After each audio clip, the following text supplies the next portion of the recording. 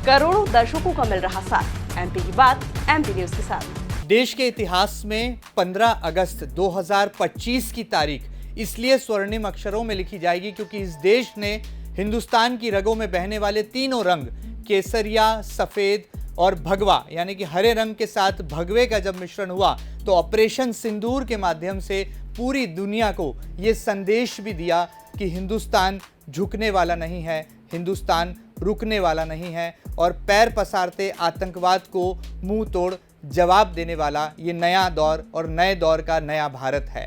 किस तरह से देश की रगों में बह रहे इस तिरंगे वाले खून की तरह देश के सबसे बड़े आध्यात्मिक संत या कहें सबसे युवा आध्यात्मिक संत, जिन्हें अब बाहुबली यानी कि आध्यात्म के बाहुबली की संज्ञा भी दी जाने लगी है, और बागेश्वर धाम वाले सरकार यानी कि आपके और हमारे दिलों में बसने वाले पंडित श्री धीरेन्द्र कृष्ण शास्त्री जी की एक अनुपम छवि जो है निकल कर आती है। और ऑपरेशन सिंदूर से लेकर ऑपरेशन महादेव की कहानी वो कैसे आप तमाम हिंदुस्तान के दिलवासियों के साथ साझा करेंगे। आइए 15 अगस्त 2025 की इस खास तारीख को ऐतिहासिक बनाते हैं और इस साक्षात्कार को स्वर्णिम अक्षरों से अंकित भी कर जाते हैं। महाराज जी, आपका सबसे पहले तो बहुत बहुत स्वागत है इस तिरंगे पर्व पर की बेला पर जो है आपने हमें समय दिया और देशवासियों के नाम एक बड़ा संदेश और बड़ा पैगाम लेकर आप हमारे बहुत बहुत धन्यवाद। और जिसको भारत माँ से प्यार नहीं वो मेरा यार नहीं।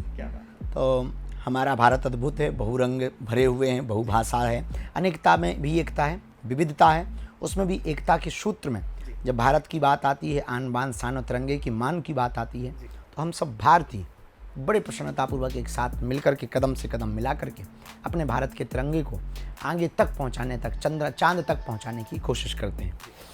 आपको, आपके सभी दर्शकों को 15 अगस्त के आज के पावन पर्व की बहुत बहुत शुभकामनाएं।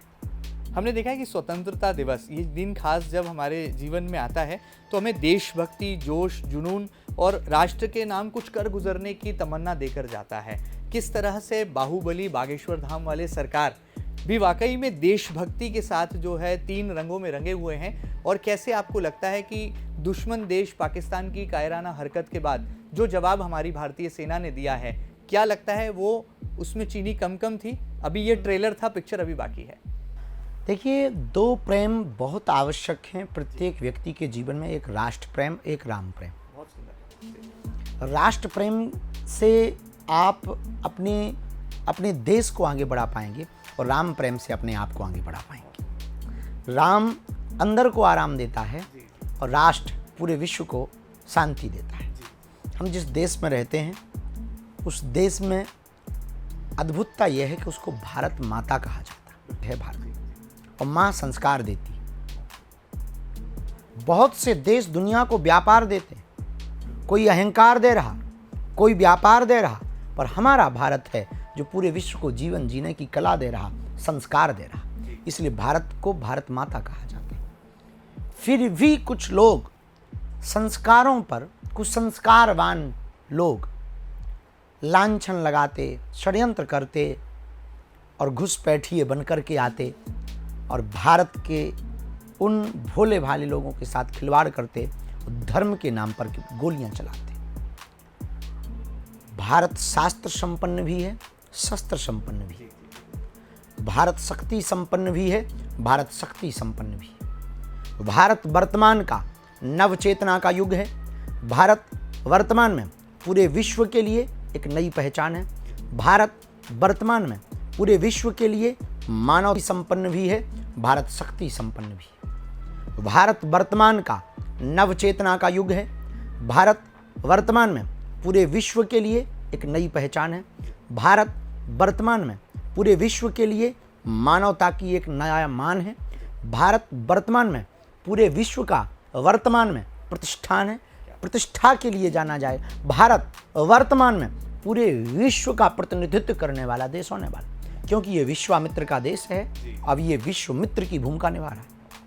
विश्वामित्र का भारत विश्वमित्र की भूमिका निभाने पर पहुंच रहा है। उसके बावजूद भी पड़ोसी देश में, पाकिस्तान में, कुछ गंदी मानसिकता के लोग, उन्होंने जो पहलगाम की घटना की, पूरी दुनिया को दहला दिया।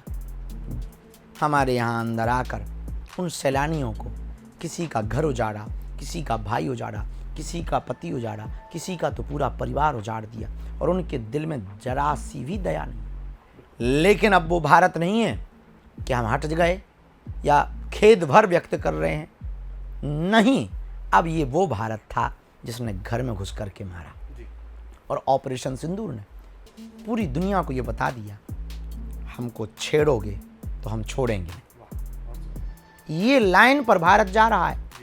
पहले से किसी को बोलेंगे ना हम, पर छेड़ने पर किसी को ना छोड़ेंगे हम।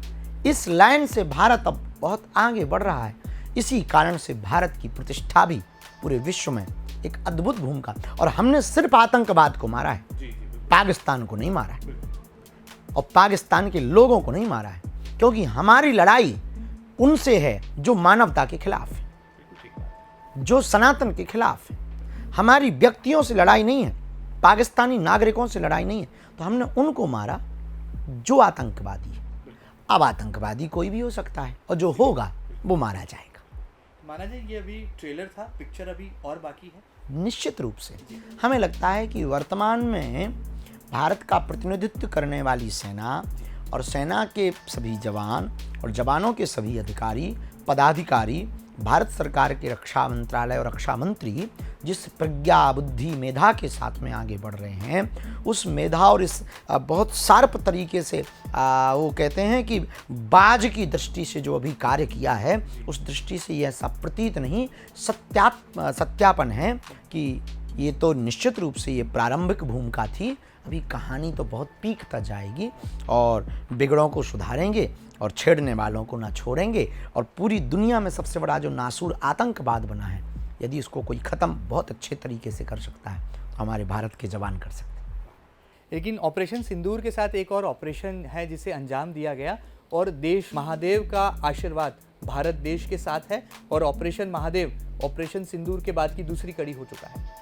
ऑपरेशन महादेव जो अभी वर्तमान में हुआ, तो उन आतंकवादियों को ढेर किया जिन आतंकवादियों ने उस कुकृत्य को किया था, उस निंदनीय, घोर निंदनीय, अमानवीय घटना को किया था।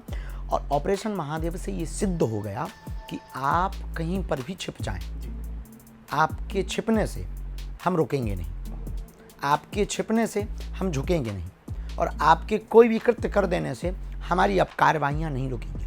चरेवेति चरेवेति, इस सूत्र को अपनाया है भारतीय आर्मी ने।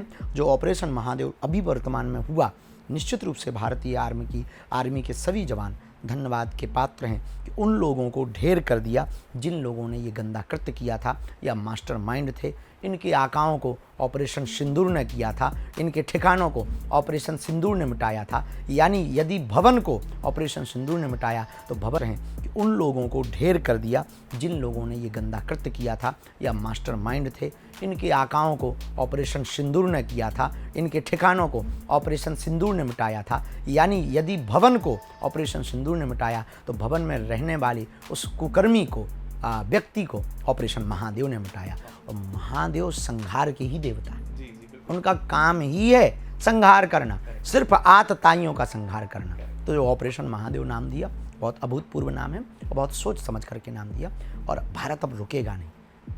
वो बात अलग है कि बाप बाप होता है, बेटा बेटा होता है। आप पर बजरंगबली जी का सीधा और परम आशीर्वाद है, और आपके अनुयायी मानते हैं कि बजरंगबली के आशीर्वाद से देश को, हिंदुस्तान को अध्यात्म के बाहुबली मिल गए हैं बागेश्वर धाम वाले सरकार के रूप में। यदि आपको मौका मिले पाकिस्तान को एक सबक सिखाने का, तो वो कौन सी सजा होगी जो कि पंडित धीरेन्द्र कृष्ण शास्त्री जी दुश्मन देश पाकिस्तान को देंगे, ताकि इस तरह की कायराना हरकत और उसकी पुनरावृत्ति बार बार ना हो? देखिए, हम एक बात के पक्ष में, हम युद्ध के पक्ष में नहीं, बुद्ध के पक्ष में। वाह, बहुत सुंदर, बहुत गहरा। दूसरी बात, यदि हमें पाकिस्तान से संवाद करने का मौका मिलेगा तो हम पाकिस्तान की, वहाँ की पूरी आवाम, वहाँ के पूरे लोग, वहाँ के प्रधानमंत्री और वहाँ के सभी सेना के लोगों के साथ जब संवाद करेंगे तो एक बात जरूर रखेंगे, किसी कवि की सुनी हुई। हम कहेंगे कि एक काम करो, चलो लड़ाई हो जाए, और लड़ाई बॉर्डर पे ना हो, अपने अपने देश में अपने अपने अंदर गरीबी मिटाने की लड़ाई हो जाए। तुम अपने देश की गरीबी मिटाओ, हम अपने देश की गरीबी मिटाते हैं। तुम अपनी करेंसी बड़ी करो, हम अपनी करेंसी बड़ी करते हैं, ताकि डॉलर फीका पड़ जाए और तुम्हारी करेंसी में पाउंड फीका पड़ जाए। आओ ये लड़ाई करते हैं, इससे बेहतर कोई बड़ी लड़ाई नहीं। क्या बात है, बहुत सुंदर। आपने बिल्कुल बुद्धिजीवी अंदाज में जो है चारों खाने चित कर दिए, मुझे लगता है। आगे बढ़ते हैं महाराज जी।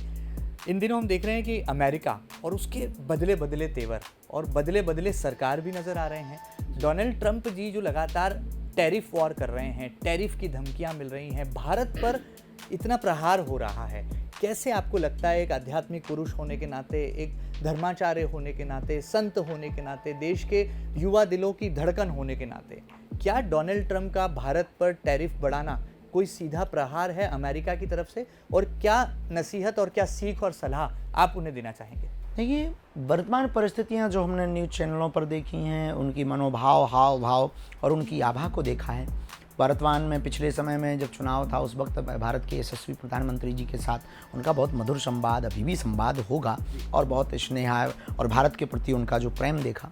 पर इस प्रकार की एक मापदंड की नीति से ये सिद्ध होता है कि कच्चे कान के वो कच्चे हैं, और कान के कच्चे होने के कारण इस प्रकार की जो गतिविधियां उन्होंने की हैं, जो वर्तमान में टैरिफ के कारण लगाम लगाना चाहे। देखिए साहब, आप प्रेम से भारत को मना सकते हैं, दबाव से नहीं, क्योंकि हम लोग दिमाग से कम दिल से ज़्यादा खेलते हैं और दिल से बहुत ज़्यादा चलने वाले लोग हैं। दूसरी बात, हमारे लिए, हम विश्वामित्र के लोग हैं, तो विश्वामित्र की भूमिका, तो हमको पुतिन भी प्रिय है, हमको चीन भी प्रिय है, वो बहुत महत्वपूर्ण है। और यदि कम दर पर हमको रूस से तेल मिल रहा है तो हम वहीं से खरीदेंगे जहाँ से दर है।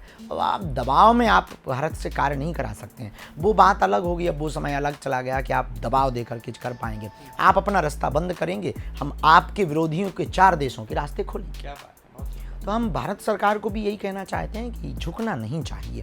यदि वो शक्ति के बल पर झुकाना चाहता है तो झुकना नहीं चाहिए। शक्तिवान तो रावण भी था, वैभव था, पराक्रम था, शक्ति थी, सामर्थ्य था, और सेना थी, और संपन्नता भी थी, संतति भी थी, संपत्ति भी थी, पर भगवान राम झुके नहीं। ये राम का राष्ट्र है। जब भगवान राम उस परम प्रचंड विद्वान रावण के सामने नहीं झुके तो क्यों झुके? क्योंकि सत्य सत्य होता है, असत्य असत्य होता है। तो भारत सरकार को झुकना नहीं चाहिए। भारत सरकार को इसका मुंह तोड़ ये जवाब देना चाहिए कि हम सब लोगों को आत्मनिर्भर स्वदेशी वस्तुएं अपना, रावण के सामने नहीं झुके। तो क्यों झुके? क्योंकि सत्य सत्य होता है, असत्य असत्य होता है। तो भारत सरकार को झुकना नहीं चाहिए। भारत सरकार को इसका मुंह तोड़ ये जवाब देना चाहिए कि हम सब लोगों को आत्मनिर्भर स्वदेशी वस्तुएं अपनाने पर जोर करना चाहिए, और हम सबको, और सबसे ज़्यादा भारत सरकार को जो अभी वर्तमान में कूटनीति की चाल करनी चाहिए वो ये होगी कि अमेरिका की, जिससे बहुत मोहब्बत नहीं है, अपनी मोहब्बत बढ़ा देनी चाहिए। क्या बात है। अमेरिका सरेंडर हो जाए। हाँ, तो वो बहुत पुराना सिद्धांत है कि तू मेरा यार नहीं तो मैं तेरा प्यार नहीं, तू अपनी गली जा, मैं अपनी गली जाता हूँ, अब तेरा पड़ोसी मेरा यार है। तो तेरे घर पर ना आ सकूं तो क्या हुआ, पर पड़ोसी के घर तो जाऊंगा, और चाय पीने के इरादे से तुझे देख कर आऊंगा। वाह वाह, ट्रम्प को टक्कर दे दी आपने इन पंक्तियों के माध्यम से। महाराज जी, हम देखते हैं कि आप 7 समंदर पार जा रहे हैं। इन दिनों विदेश भ्रमण आपका बहुत बढ़ गया है। भारत में ज़रूर आप अपने भक्तों को, अनुयायियों को धर्म की सीख, अध्यात्म और सनातन का पाठ भी पढ़ा रहे हैं, लेकिन विदेश भ्रमण भी उतना ही हो रहा है। मौका लगेगा तो क्या कभी अमेरिका या लंदन जाकर ट्रंप से कभी कोई मुलाकात होगी, तो कोई ऐसी बात बनेगी? और लगता है कि ट्रंप को टक्कर देने के लिए जो बात आपने कही है कि हमें बात 7 समुद्र पार भी सुनाई देगी, दिखाई देगी? नहीं, हम अध्यात्म के साथ हैं। हमारे जीवन में आध्यात्मिकता का प्रमुखता है। हम लोगों को बदलने की प्रयत्न करते हैं और लोगों से प्रार्थना करते हैं कि हम दुनिया नहीं बदल सकते, पर आपकी निजी दुनिया बदलने के लिए प्रेरक विचार दे सकते हैं। उन विचारों से, आचरण से हम अपने आप को बदल करके प्रयत्न करेंगे कि आपको भी जीवन जीने के कुछ सूत्र दे सकें। तो हम बहुत ज़्यादा इस अपेक्षा में नहीं हैं, ना हमारे मन में ऐसी कोई अपेक्षा रहती है कि हम वहाँ जाएं, जहाँ जहाँ भारतीय परंपरा के लोग रहते वो बुला लेते तो हम चले जाते हैं, और हमें जाने में दिक्कत नहीं है। पर ये अपेक्षा नहीं है कि हम ट्रंप को समझाएं या किसी को समझाएं, क्योंकि जो आदमी अपने देश के लोगों से नहीं समझा वो हमसे क्या खाक समझेगा। तो हम खुद को ही समझा लेंगे। बहुत सुंदर। पिछले दिनों हमने आपके श्रीमुख से एक नारा सुना था कि जात पात की करो विदाई, हम सब हिंदू भाई भाई। और मध्य प्रदेश की सरजमी पर आपकी इस पदयात्रा ने जो है एक तरह से कहें एक नया पैगाम, एक नया संदेश दिया, एक नई अलख जगा दी थी। एक बार फिर आप देश की राजधानी दिल्ली से मेरठ तक, मुझे माफ़ कीजिएगा, वृंदावन तक जो है आप पदयात्रा करने वाले हैं, और इस पदयात्रा को लेकर हलचलें तेज़ हैं। क्या लगता है इस यात्रा में क्या कुछ निचोड़ निकल कर आने वाला है? ये जन जागृति की क्रांति है। ये प्रदर्शन नहीं, दर्शन की यात्रा है। ये राष्ट्र की यात्रा है, ये रघुनाथ की यात्रा है, ये राम की यात्रा है और ये आध्यात्मिक यात्रा है। ये बालाजी से बांके बिहारी के मिलन की यात्रा है। ये यात्रा उन लोगों से मिलने की यात्रा है जो यहाँ तक पहुँच नहीं पाते, मिल नहीं पाते। अंग्रेजों का समन हुआ, इसके बाद में बहुत यात्राएं हुई और देश में एक रथ यात्रा हुई, राम मंदिर की क्रांति जगाई। तो देश में जितने भी बड़े आंदोलन हुए उन यात्राओं के माध्यम। लेकिन हमारा विचार थोड़ा अलग है। हम आंदोलन पे बहुत ज़्यादा भरोसा नहीं रखते। आंदोलन कुछ दिनों के लिए होता है, आंदोलित हर समय के लिए। क्या बात है। हम व्यक्तियों को आंदोलित करना चाहते, हम व्यक्तियों को अंदर भरे हुए जो कुंठित मानसिकता के कुविचार हैं, जाति पाति की दीवारें हैं। इस देश का सबसे बड़ा जहर है छुआछूत। इस देश की सबसे बड़ी बीमारी है ऊंच नीच। इस देश की सबसे बड़ा अवरोध है उन्नति ना होने का कारण, वो है बड़ा और छोटा। हम चाहते हैं कि इस देश में ये दीवार खत्म हो।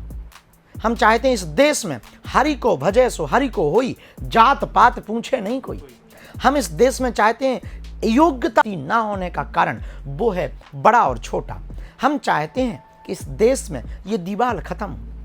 हम चाहते हैं इस देश में हरि को भजे सो हरि को होई, जात पात पूछे नहीं कोई। हम इस देश में चाहते हैं योग्यता के आधार पर व्यक्ति की पहचान हो। हम चाहते हैं इस देश में व्यक्ति की पूजा नहीं, व्यक्ति के व्यक्तित्व की पूजा हो। हम चाहते हैं जब ईश्वर ने सबको समान बनाया है तो हम भी सबको समान ही माने। हम चाहते हैं इस देश में एक सूत्र ऐसा पिरोया जाए जहां आप क्षेत्रवाद, भाषावाद या जातिवाद के लिए मरने या मिटने की बात ना हो, राष्ट्रवाद के लिए मरने या मिटने की बात हो। लेकिन ये काम कठिन है, क्योंकि कुछ लोगों की रोटियां ही जातिवाद, भाषावाद या क्षेत्रवाद के नाम पर चल रही। कुछ लोगों का स्टेटमेंट ही यहाँ तक ही सीमित है, कुछ लोगों का जीवन ही यहीं तक सीमित है कि हम सिर्फ अपने कौम, अपने समाज को ही आगे बढ़ाएंगे। भला अपना कौम, अपने समाज भर को ही क्यों आगे बढ़ाएं? ऐसा क्यों ना सोचा जाए कि हम अपने देश को आगे बढ़ाएं। हमारे भारतीय कनाडा, अमेरिका, रसिया, जर्मनी, फ्रांस, लंदन यहाँ के पीआर लेने के लिए पागल हैं, लंबी लंबी लाइनें लगा रहे हैं। क्यों ना हम भाषावाद, जातिवाद और क्षेत्रवाद से ऊपर उठकर अपने देश को ही इतना व्यवस्थित बनाएं कि वहाँ के लोग हमारे देश का पीआर लेने के लिए पागल हैं। और ये तभी हो पाएगा जब वैचारिक क्रांति की योजना शुरुआत की, और किसी ना किसी को तो करना चाहिए। आज नहीं तो कल करना पड़ेगा, वरना देश की हालत दूर नहीं है जब श्रीलंका जैसी होगी। वो दिन अब दूर नहीं होंगे जब देश गृह युद्ध से जूझेगा। वो समय अब दूर नहीं है कि पाकिस्तान जैसी खस्ता हालत होगी। वो दिन अब दूर नहीं है। भारत लैंडलॉक से जूझ रहा, आप चारों तरफ से घिर चुके हैं। भारत विदेशी आक्रताओं से जूझ रहा। भारत आध्यात्मिक रूप से रोज ताने सह रहा। भारत का मूल सनातन परंपरा खतरे में चला जा रहा। भारत की हिंदुत्व परंपरा लव जिहाद, मूत्र जिहाद, लैंड जिहाद के नाम पर बिल्कुल धूमिल होता चला जा रहा। भारत में मानवता शर्मसार होती जा रही। रेपिस्ट बढ़ रहे हैं, क्रिमिनल बढ़ रहे हैं। क्रिमिनल इसलिए बढ़ रहे हैं क्योंकि यहाँ पर सजा का प्रावधान है। क्रिमिनल को सुधार का प्रावधान है, सुधार का प्रावधान नहीं है। और हमारा मानना है क्राइम को बंद करना है तो क्राइम को बंद करने का, क्रिमिनल को खत्म कर दीजिए, क्राइम बंद हो जाएगा। आजकल क्रिमिनल को संरक्षण मिलना, क्राइम को बढ़ावा देना है। तो जब इस देश का कानून मकड़ी के जाले की तरह है, छोटे कीड़े तो फंस जाते हैं, बड़े निकल जाते हैं। बड़े निकल जाते हैं, छोटे कीड़े फंस जाते हैं। मकड़ी का जाला भी ऐसा ही है, छोटे मोटे जीव बेचारे फंस जाते हैं हमारे जैसे। बड़े बड़े जो जीव होते हैं वो निकल जाते हैं। इसीलिए हम चाहते हैं इस देश में एक नई क्रांति खड़ी हो, बौद्धिक क्रांति खड़ी हो, वैचारिक क्रांति खड़ी हो। और हम तलवारों की लड़ाई पर भरोसा नहीं करते, विचारों की लड़ाई पर भरोसा करते। लेकिन ऐसे में हम देख रहे हैं कुछ सियासतदार हैं, वो आपसे दुश्मनी भी निकाल रहे हैं, भड़ास भी निकाल रहे हैं। उत्तर प्रदेश से आते हैं और एक पार्टी के शीर्ष पद पर बैठे हैं। बात, और हम किसी भी व्यक्तित्व के प्रति अपने मन में ईर्ष्या नहीं रखते, दम्भ भी नहीं रखते, और उनके प्रति हमारा भगवान करें, उन पर भी कृपा बनाए रखें। वो अपना काम कर रहे हैं, उनकी भी मजबूरी है कहना। यदि वो कहेंगे नहीं तो आपकी टीवी में कौन दिखाएगा? तो उनका भी मजबूरी है, उनको कहते रहना चाहिए, हमको करते रहना चाहिए। जी नहीं, हम कह कर के नहीं, करके दिखाएंगे। तो कहने में और करने में जमीन आसमान का अंतर है। बाकी भगवान जिसको जैसी बुद्धि दे, निंदक नीरे राखिए आंगन कुटी छवाए। आपने कहा बड़े मंच से, तू दुर्गा बन, तू काली बन, तू ना बुरखे वाली बन। लेकिन इस बात ने जो है भावार्थ तो हमें समझा दिया, लेकिन बड़ी तादाद में मुस्लिम महिलाओं को नाराज़ भी कर दिया। उन्होंने कहा कि बुरखा तो जो है हमारे संस्कारों में आता है, और उस समुदाय की महिलाओं ने इस पर ऐतराज़ भी जताया। सोशल मीडिया पर तरह तरह की बातें लिखी गई। क्या स्पष्ट करेंगे आप? ये विषय कहाँ था, संदर्भ की बात थी। बुरहान महिलाओं को नाराज़ भी कर दिया। उन्होंने कहा कि बुरखा तो जो है हमारे संस्कारों में आता है, और उस समुदाय की महिलाओं ने इस पर ऐतराज़ भी जताया। सोशल मीडिया पर तरह तरह की बातें लिखी गई। क्या स्पष्ट करेंगे आप? ये विषय कहाँ था, संदर्भ की बात थी। बुरहानपुर में एक घटना होती है। रफ़ीक नाम का एक लड़का एक बच्ची का मर्डर कर देता, गला काट देता। गला इस बात पे काट देता है कि तू मेरे साथ रह। अब भगवान जाने उनका क्या रिश्ता नाता था, पर एक परिवार टूट गया। आप प्रेम से दुनिया को जीत सकते हैं, आप किसी पर हाथ उठाकर प्रभाव नहीं जमा सकते, लेकिन दोनों हाथ जोड़कर पूरी दुनिया को जीत सकते हैं। तो हमने उन बहन बेटियों को कहा कि आप प्रेम करते हैं, ठीक है, आपकी स्वतंत्रता है, लेकिन प्रेम वहाँ करो जहाँ आप बहुत आगे बढ़ सको। और यदि आप बहुत आगे ना बढ़ सको और बाद में पछताना पड़े तो प्रेम ही क्यों करो। एक दूसरी बात, बुरके वाली से हमने कभी भी मुसलमान परंपरा की जितनी माताएं बहनें उनकी जो परंपरा है उन पर उंगली नहीं उठाई। हमने अपनी टीम अब अपनी सनातनी परंपरा मान्य, हमारे वो भी अपने हैं, हमारे वो भी अपने, वो पराये नहीं। लेकिन हम बेटियों को ये कहना चाहते हैं कि हम दूसरों के संस्कारों को क्यों अपनाएं, जब अपने 16 संस्कार, अपने ही 16 संस्कार हैं, तो हम 17वें संस्कार की तैयारी क्यों करें? उनको ही ठीक से आत्मसात कर लें। तो हमें लगता है कि ये बुरके की आवश्यकता, वो उनका विषय, तो जिसको जो जहाँ शोभा देता। अब हम आपकी जगह बैठ करके इंटरव्यू करने लगे कि और बताइए आपका चैनल कितना टीआरपी ला रहा है, और बताएं देश में क्या चल रहा है, ये बहुत शोभनीय नहीं होगा। लोग देखेंगे जरूर, पर ये कहेंगे कि महाराज आपका काम कथा करना है, आपका काम सवाल पूछना नहीं है, आप पत्रकार नहीं है, जवाब देना आपका काम है, सवाल करना आपका काम नहीं। उसी प्रकार हमारी सनातनी परंपरा की बहन बेटियों का काम काली बनना है, दुर्गा बनना है, रानी लक्ष्मीबाई बनना है, आपको बुरके वाली बनना नहीं है। तो क्यों हम उनके संस्कारों के साथ छेड़खान करें और कोई उंगली उठाए और कल के दिन कोई कहे कि तुमने हमारी परंपरा को अपना लिया। तो उससे बेहतर यही है, तू दुर्गा बन, तू काली बन, पर कभी ना बुरके वाली। क्या बात है, बहुत सुंदर बात कही। और आप, मुझे लगता है कि पूरा विवाद को आपने स्पष्टीकरण भी दे दिया, और सीधे तौर पर कोई विवाद जैसी बात ही नहीं थी, संवाद था, उसको आपने पूरा कर दिया, परिपूर्णता दे दी। आगे बढ़ते हैं महाराज जी। हम जब गढ़ा पहुंचे तो हमें लगा कि प्रधानमंत्री नरेंद्र मोदी जी और देश की महामहिम राष्ट्रपति द्रौपदी मुर्मू जी के जब कदम इस गढ़ा गांव पर पड़े हैं, बागेश्वर धाम वाले सरकार यानी कि बालाजी का उन्होंने दर्शन पाया है, तो यहाँ की काया भी बदल गई होगी, सड़कें जो हैं चमचमाती हुई होंगी, हमें यहाँ पर ब्रिजेस मिल जाएंगे, और डेवलप विश्व की सनातनी आस्था का केंद्र बागेश्वर धाम बन गए। हनुमान भक्तों का एक प्रमुख स्थान बागेश्वर धाम है, करोड़ों लोगों की आस्था श्रद्धा का केंद्र है, लाखों लोग प्रतिदिन आते हैं।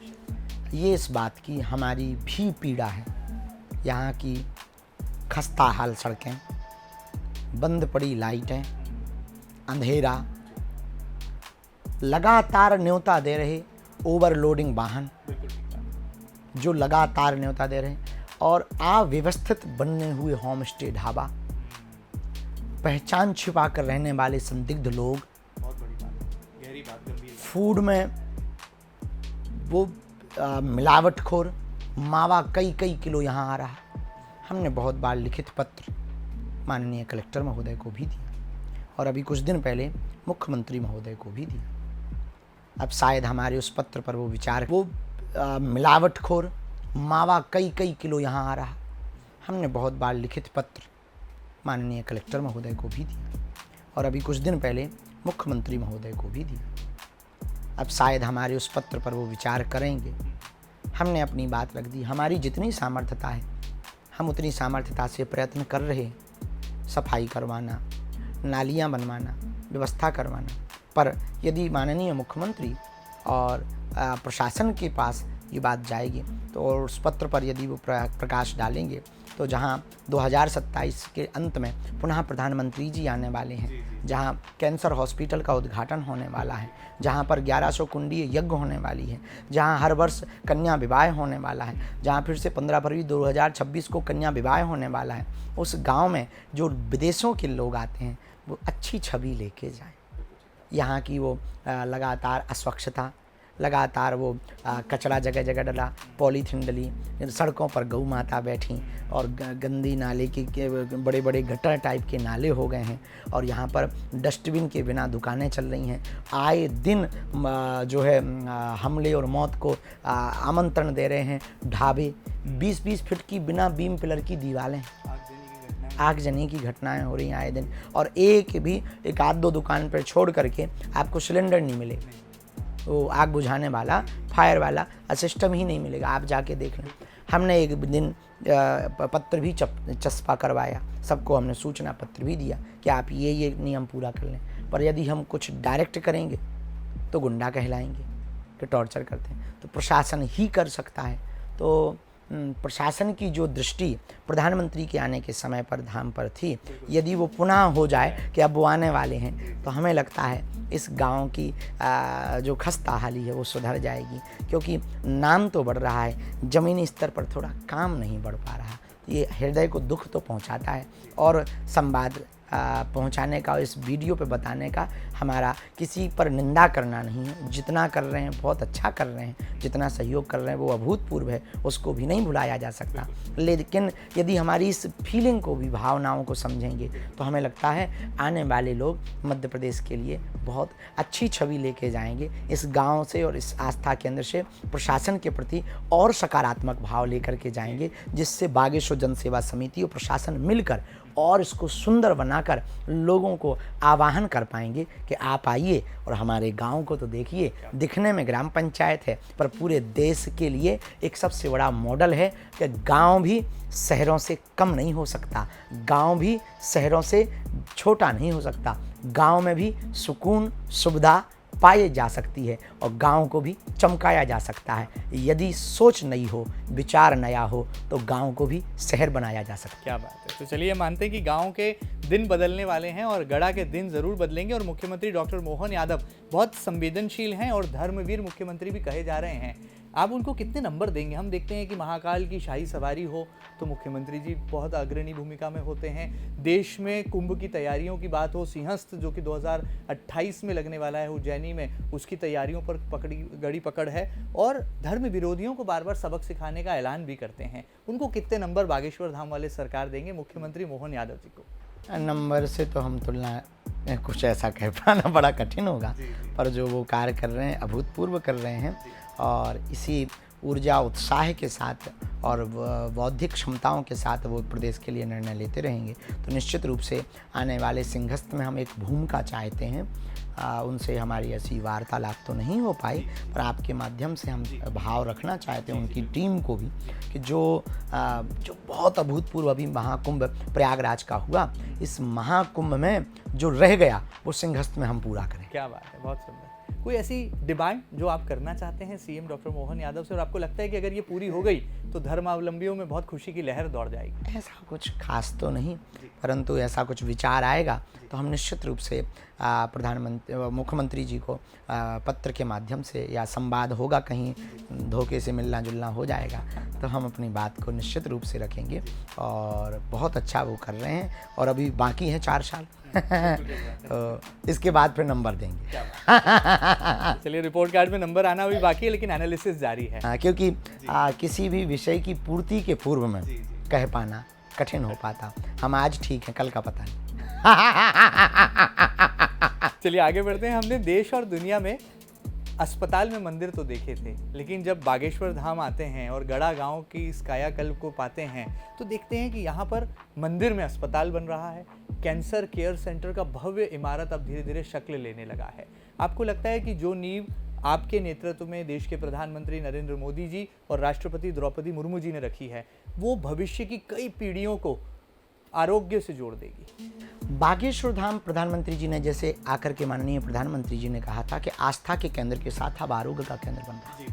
हम इस देश के मंदिरों में एक नई व्यवस्था देखना चाहते हैं। मंदिरों के बड़ा करने से सिर्फ मंदिर या ट्रस्ट बड़े होंगे, पर समाज सेवा की इमारतें खड़ा करने से समाज बड़ा होगा। और हम इस देश में चाहते हैं कि देश के मंदिरों की दान पेटियों से, हिंदुओं के दिए हुए चढ़ावों से गरीबों की बेटियों का घर बसाया जाए। शिक्षा की इमारतों को नई बुलंद स्थानों को छुआ जाए। आस्था के केंद्रों को आरोग्य का भी केंद्र बनाया जाए, तो समाज भी जुड़ा रहेगा, घटेगा भी नहीं। अब बागेश्वर धाम पर अस्पताल बन रहा, और जब उद्घाटन 27 में होगा तो सबको इलाज मिलेगा। न जात पूछी जाएगी, न धर्म पूछा जाएगा, न मजहब पूछा जाएगा, न रंग पूछा जाएगा, न भाषा पूछी जाएगी, न विवाद। सिर्फ एक बात, संवाद और तुम निरोगी हो। पर चौपाई लिखी होगी, नासे रोग हरे सब पीरा। तो हम चाहते हैं देश के मंदिरों में एक नई कहानी गठित हो, ताकि जो प्रश्न चिन्ह राम मंदिर के बनने पर खड़ा हुआ था कि मंदिरों से किसको फायदा, तो ये उत्तर दिया जा सके। फूल वालों को फायदा, दूध वालों को फायदा, होटल वालों को फायदा, वाहनों को फायदा, ऑटो वालों को फायदा, और ई रिक्शा वालों को फायदा, गरीब ठेली रेहड़ी लगाने वालों को फायदा, आचार्यों को फायदा, ट्रस्ट को फायदा, उस गांव को फायदा, उस प्रदेश की इकोनॉमी को फायदा, उस क्षेत्र की इकोनॉमी को फायदा, वहाँ के सभी पेट्रोल पंप्स को फायदा, और उसके साथ साथ हॉस्पिटल के माध्यम से समाज को फायदा। तन की निरोगता भी पाओ और मन की शांति भी पाओ। सबका साथ, सबका विकास और सबका इलाज भी जो है यहाँ संभव हो जाए। तो ये यदि होगा तो हमें लगता है कि हिंदू समाज, सनातनी परंपरा के लोग बिखरेंगे नहीं।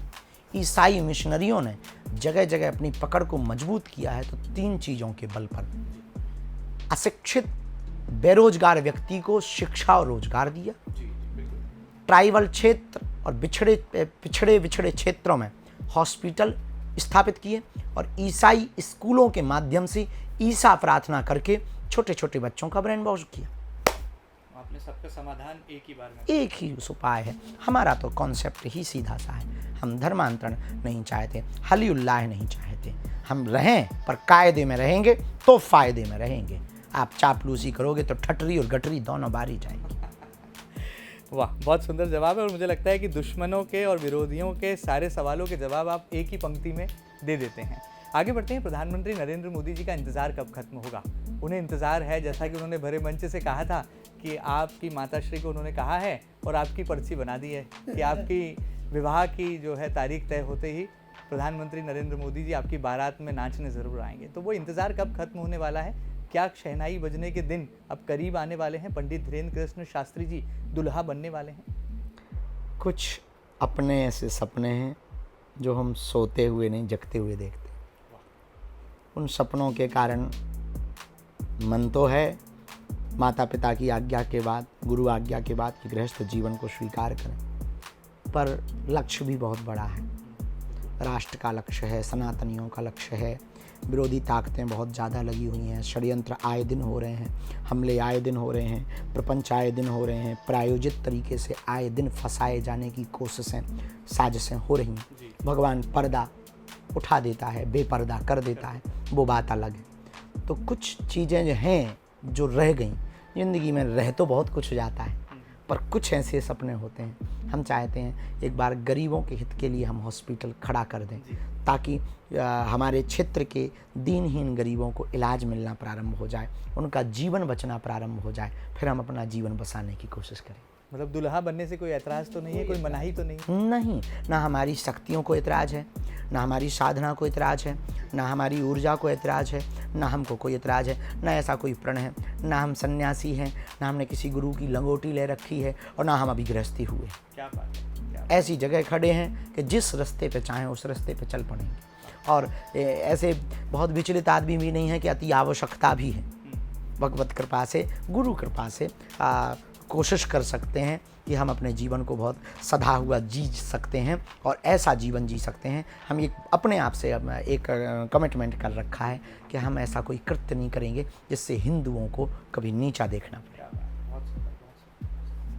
बाहुबली बागेश्वर धाम वाले महाराज, उनमें हमें भक्ति भी नज़र आती है, उनमें हमें शक्ति भी नज़र आती है और उनकी बातों में हमें पंक्ति भी नज़र आती है। आप कई बार शायराना हो जाते हैं, कवि हो जाते हैं। ये कवि होने का राज क्या है, ये शायराना अंदाज क्या है? और जब हम आपको देखते हैं मंच से, जब जनता दरबार में पंक्तियों से जो है बड़ी से बड़ी समस्याओं को भी समाधान दे देते हैं, बड़ी से बड़ी बातों को एक पंक्ति में समेट देते हैं। ये जादू कहाँ से सीखा आपने और कैसे ये भक्ति, शक्ति और पंक्ति का संगम आप कर लेते हैं? इस पर बहुत कुछ कहा नहीं जा सकता, भगवत कृपा तो है ही है, परंतु हर दिन में लगभग 1 घंटा हम अध्ययन के लिए निकालते हैं। इतने बिजी शेड्यूल में? हाँ, कभी भी कैसे भी सोते सोते भी बन जाए, नहीं पढ़ पाएंगे तो सुन पाएंगे, और नहाते नहाते भी सुन लेते हैं। उसमें लगा दिया ब्लूटूथ में तो वो आवाज़ आती रहती है। तो कभी नेपोलियन हिल को सुना, कभी थॉमस एडिसन को सुना, कभी अल्बर्ट आइंस्टीन को सुना, कभी सुकरात के वीडियोस को सुना, कभी लाओ त्से के वीडियोस को सुना, कभी अरस्तु के वीडियो को सुनते हैं, कभी प्लेटो के वीडियो को, तो उनके सुविचार, कभी विवेकानंद को, तो कभी स्वामी रामकृष्ण परमहंस जी को, कभी स्वामी अखंडानंद जी महाराज जी को, तो कभी आचार्य चारवाक के सूत्रों को भी सुनते हैं। तो इन सूत्रों को सुनते सुनते, और जीवन में कुछ ऐसे हैं कि निजी अनुभव भी हैं, तो शब्द तो दिल की गहराई से निकलते हैं। और जब व्यक्ति बहुत चोटिल होता है तो वो दर्द का बयां, जब दर्द भयावह हो जाता है तो दर्द बयां नहीं हो सकता, तब उसकी आँखें और उसके होंठ बोलना शुरू कर जाते हैं। तब उस वक्त फिर अपने आप वो गीत बन जाते हैं और उसका दर्द संगीत बन जाता है, उसका दर्द फिर शायरी बन जाता है, उसका दर्द फिर गज़ल बन जाता है। दर्द की एक ही खूबी है, वो 2 जगह से ही निकलता है, या तो आँखों से या मुंह से। तो आँखों से निकलता है तो आंसू बनता है, मुख से निकलता है तो गज़ल बनता है या शायरी बनता है। आपको चोटिल करने वाला कौन है? हमें भी तो पता चले कि जो बार बार आपको चोटिल कर देता है और आपके मुख से पंक्तियां निकल आती हैं। बहुत से लोग हैं जीवन में, प्रारंभ काल से ही है, पता नहीं, हमें लगता है हमारी कुंडली में उच्च का ग्रह स्थापित है जिसमें विवाद और मीडिया है। तो बहुत ऐसे प्रपंच हो जाते हैं। जैसे अभी कुछ दिन पहले ही एक सज्जन ने यहाँ प्रशासनिक कार्रवाई हुई, शासन प्रशासन के साथ समिति ने मिलकर के लोगों को यहाँ जो पहचान छिपा करके रहते थे उनमें गाड़ी में भर के उनको वहाँ ले जा रहे थे रेलवे स्टेशन। बीच में किसी ने वीडियो बना करके, हम तो विदेश में थे, हमें तो बाद में पता लगा, पुलिस चौकी की और प्रशासन को अवगत करा करके उन्होंने ही कहा कि आप इनको स्टेशन छुड़वा दीजिए। लेकिन उसमें वीडियो बना करके कि बाबा तो मनुष्य बेचते हैं। बिल्कुल मेरा सवाल था। हाँ, मानव तस्कर हैं। तो ऐसी चीज़ें बड़ी चोटिल कर जाती, क्योंकि साधु के पास तो तपस्या ही होती ना, छवि ही होती।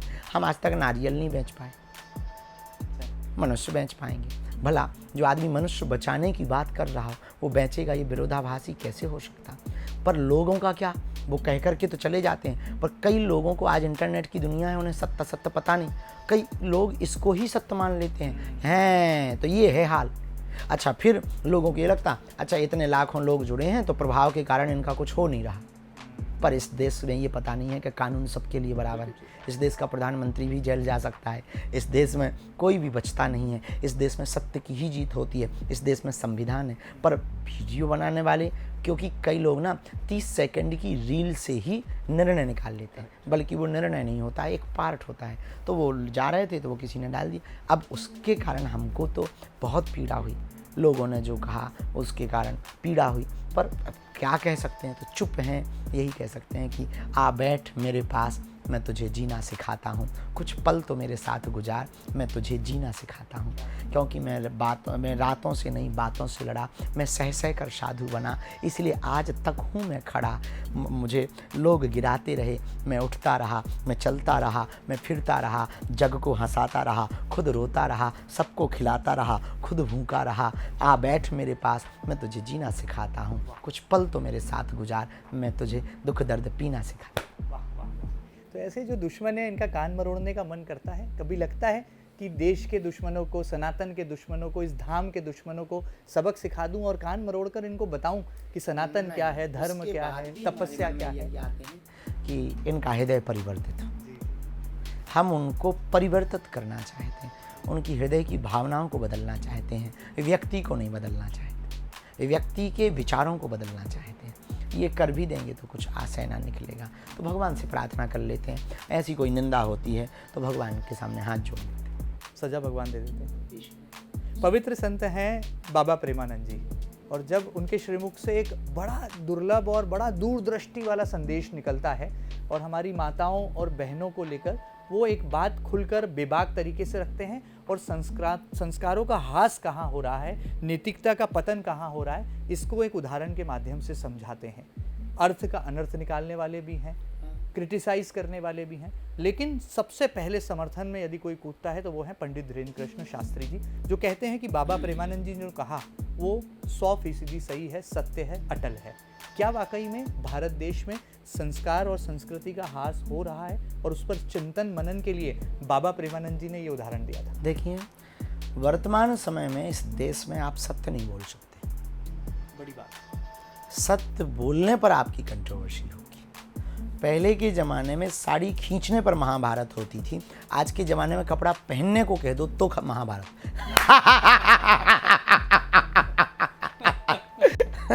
चाहे वो पुरुष हो या स्त्री हो, किसी एक के प्रति नहीं, हम सबके प्रति।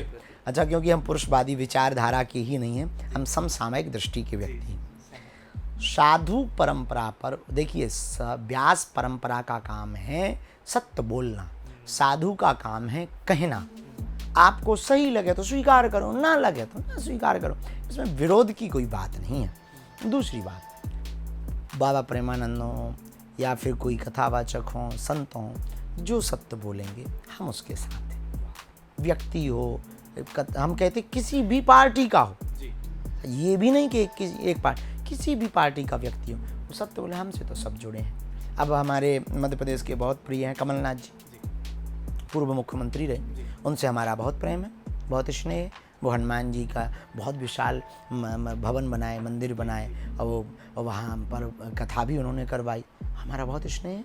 हम सपा से भी लोग जुड़े, बीजेपी से भी लोग जुड़े। साधु तो सबका होता ना, गंगा तो सबकी होती। हम सबको यही विचार देते हैं जो आपको दे रहे हैं, जो इनको देते उनको देते, वो उनको विचार देते हैं। कुछ नवीनता नहीं, कुछ बदलाव नहीं, कुछ दूसरा मुखौटा नहीं, एक जैसा मुखौटा। साधु बरसात जब बरसती है तो वो ये नहीं देखती है कि मैं अमीर की छत पर गिर रही हूँ या टूटी छानी में गिर रही हूँ, वो तो बरसती है।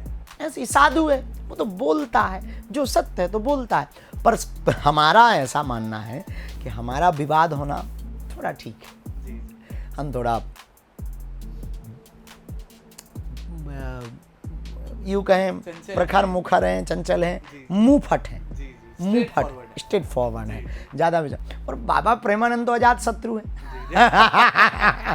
पर उनका भी विवाद होना, इससे हमें समझ में आ गया है कि इस देश में वही बोलिए जो लोगों को प्रिय लगे। कर्ण प्रिय हो, सत्य प्रिय हो, ये मत बोलना। कर्ण प्रिय हो ये बोलो, सत्य प्रिय बोलोगे, वाह वाह वाह वाह वाह। और इस देश में एक बात और हम कहना चाहते, उस बात पर बाबा जी की,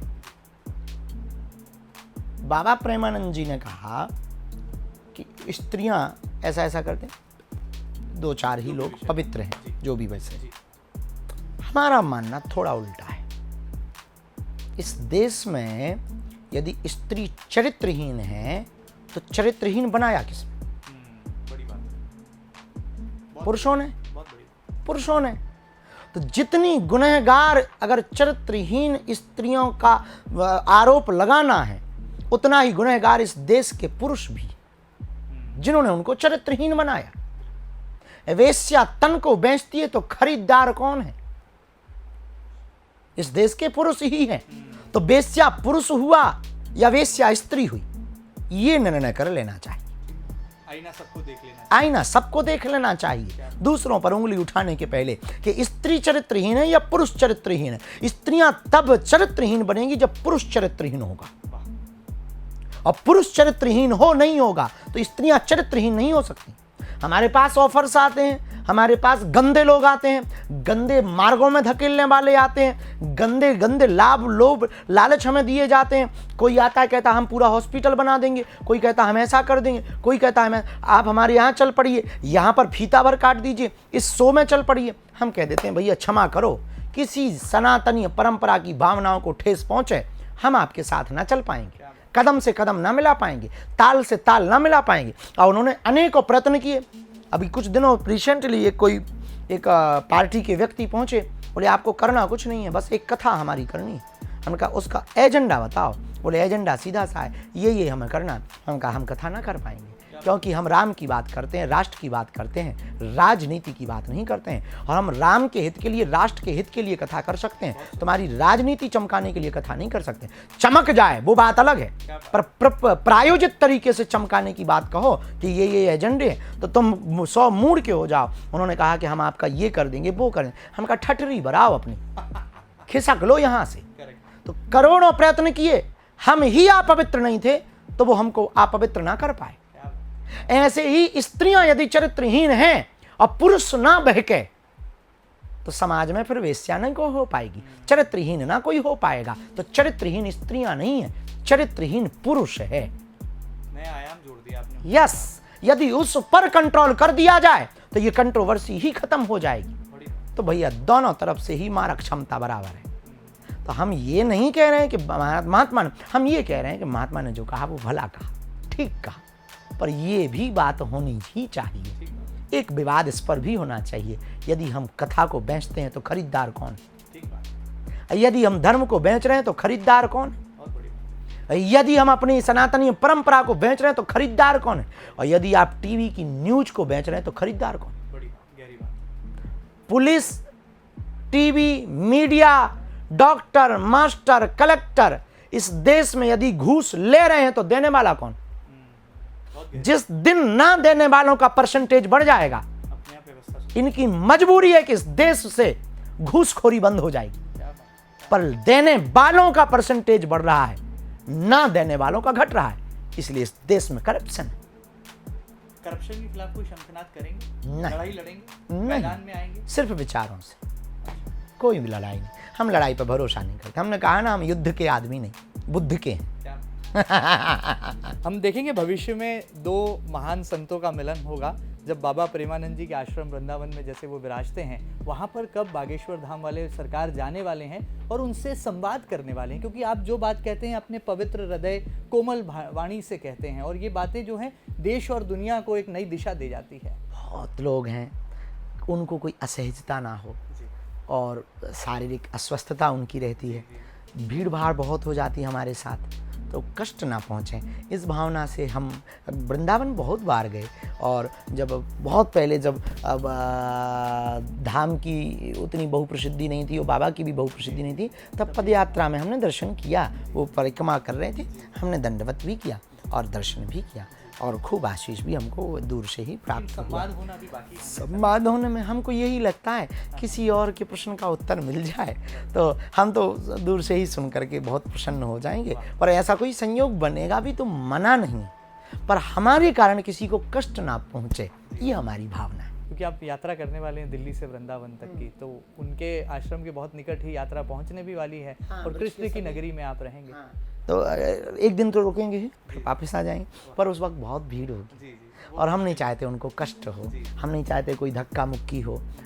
बहुत लोग रहते हैं, सबकी भावनाएं रहती हैं, तो हम ये नहीं चाहते, दूर से। और वैसे भी सूर्य के सन्निकट नहीं रहना चाहिए। क्या बात है। चलिए, जाते जाते बहुत सारा समय ले लिया। आपकी अंग्रेजी बहुत सुधर गई है, स्ट्रेट फॉरवर्ड भी हो गए हैं, बोल्ड भी हो गए हैं, और इंग्लिश जेंटलमैन भी हो गए हैं, और 7 समंदर पार की यात्राएं करते हम जैसे थे वैसे ही हैं। अंग्रेजी आत्महत्या कर लेती है हमको सुनने के बाद में, इसलिए हम कई बार अंग्रेजी की इतनी खतरनाक दही बना देते हैं कि मतलब मिक्स वेज सब्जी भी ये फाइनल रखती है कि हम में इतनी सब्जियां मिली। अंग्रेजी फाइनल नहीं कर पाती कि कितने शब्द मिले। क्या बात है। बॉलीवुड के डायरेक्टर इंतजार कर रहे हैं कि उनको आप पर फिल्म बनाने का अगर मौका मिले और रजामंदी मिल जाए, तो क्यों ना एक रुपहले पर्दे पर पंडित धीरेन्द्र कृष्ण शास्त्री का किरदार भी दिखाया जाए, जो देश और दुनिया तक आपकी पताका, इस धाम की पताका को। अभी कुछ बड़ा खास किया नहीं, कर लेने दो। क्या बात है। तो ना तो नहीं है उन डायरेक्टर्स की? नहीं, अभी नहीं, पर अभी कुछ बड़ा कर लेने दो, तब दिखाया जावे क्या खास। चलिए, जाते जाते आप गायक भी बन गए हैं, सिंगर भी हो गए हैं, और म्यूजिक की तरंगों पर जो है हम देखते हैं कि अब अध्यात्म और धर्म की शक्ति तैर रही है, और ये तरंगे 7 समंदर पार तक पहुंच रही हैं। क्या कोई गीत होगा आज 15 अगस्त 2025 इस ऐतिहासिक दिन पर आपके श्रीमुख से तमाम श्रोताओं के, दर्शकों के कर्ण तक पहुंचेगा?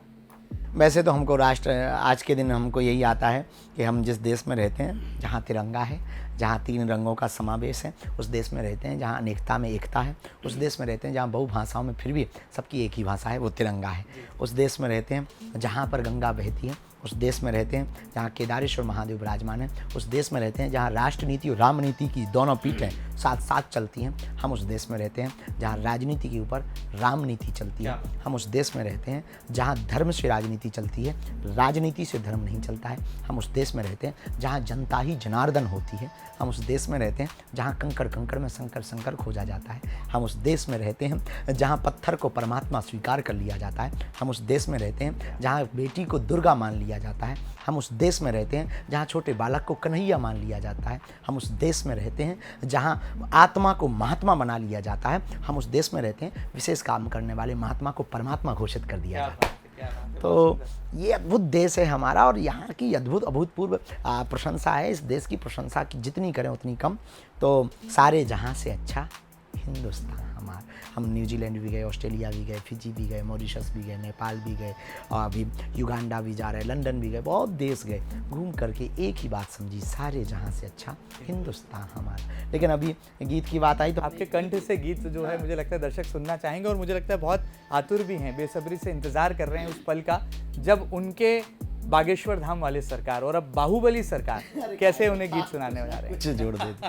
तो हमने अभी एक गीत गाया स्टूडियो में, हमारे साथ मनोज तिवारी जी ने भी गाया, बहुत अभूतपूर्व, हमसे हो गया धोखे से। क्या बात है। बड़े बड़े काम आप ऐसे ही करते हैं। ऐसे ही नहीं ऐसे नहीं, वो पता नहीं कैसे हो गया, वो भगवान जाने। पर भक्तों का दुख सह नहीं पाते, व्याकुल हो जाते हैं, बाहें पकड़ के भव सागर से वो पार लगाते हैं।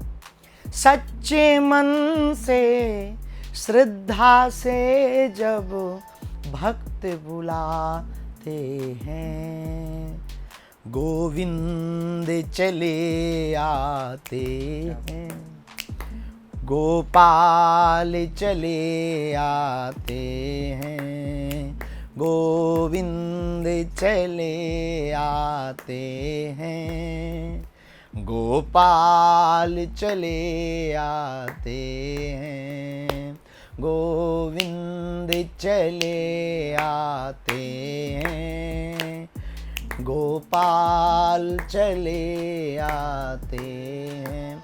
सच्चे मन से श्रद्धा से जब भक्त बुलाते हैं, गोविंद चले आते हैं, गोपाल चले आते हैं, गोविंद चले आते हैं, गोपाल चले आते हैं। तो देखते ये होती है आध्यात्मिक संत की पहचान कि स्वतंत्रता दिवस पर वो श्री कृष्ण जन्माष्टमी का गीत भी गा देते हैं और एक साथ 2-2 शुभकामनाएं संप्रेषित भी कर जाते हैं। वो नायक भी हैं, धर्म की दुनिया के महानायक भी हैं, और अब आपके सामने वो गायक भी हैं। तो हम उम्मीद करते हैं कि पंडित धीरेन्द्र कृष्ण शास्त्री जी के दिलों की बात आपके दिलों को छू गई होगी, और ऑपरेशन सिंदूर, ऑपरेशन महादेव के बाद दुश्मन देश पाकिस्तान की कायराना हरकत पर बाहुबली बागेश्वर धाम सरकार की आवाज देश और दुनिया को हिला देगी। ये खास इंटरव्यू आपको कैसा लगा हमें जरूर बताइएगा, और कैसे आपको पंडित धीरेन्द्र कृष्ण शास्त्री जी के दिल ने छू लिया है और उनकी एक एक बात को आपने जीवन में आत्मसात कर लिया है। अपनी प्रतिक्रिया हम तक जरूर पहुंचाइएगा, और ताजा तरीन खबरों के लिए लगातार बने रहिएगा आपके अपने news channel MP news TV के साथ। फिलहाल इतना ही, नमस्कार, साधुवाद। करोड़ों दर्शकों का मिल रहा साथ, MP की बात MP न्यूज के साथ।